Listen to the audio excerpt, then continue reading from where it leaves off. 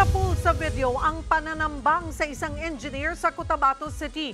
Posibleng pinatay raw ang biktima dahil sa mga utang nito. Nagbabalik si Bril Montalvo.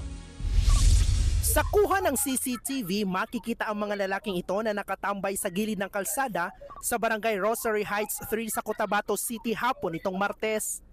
Dumaan sa harap nila ang isang puting SUV. Nakasalubong nito ang isa pang motorsiklo na may sakay na dalawang lalaki. Pero nataranta ang lahat ng biglang pinagbabaril ng riding in tandem ang driver ng SUV. Hindi na nahagip ng CCTV pero may dalawa pa raw silang kasamang nakamotor na namaril din sa biktima.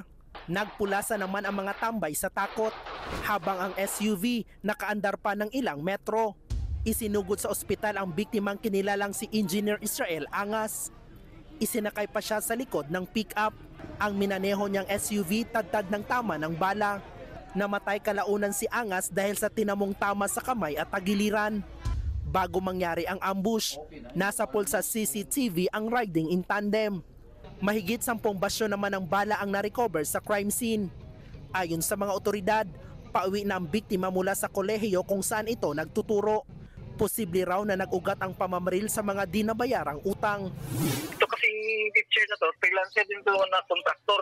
So may mga hindi nabayaran, napatawag ito doon sa isang police station natin sa Cotabato with regards dyan sa utang na yan.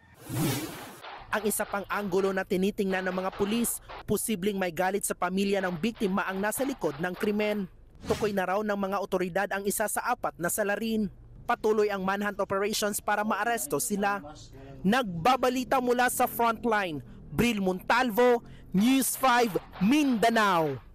Mga kapatid, Cheryl Cosim po, huwag maging huli at maging una sa lahat sa balitaan. Para sa tuloy-tuloy na talakayang sa Frontline, mag-follow at mag-subscribe sa social media pages ng News 5.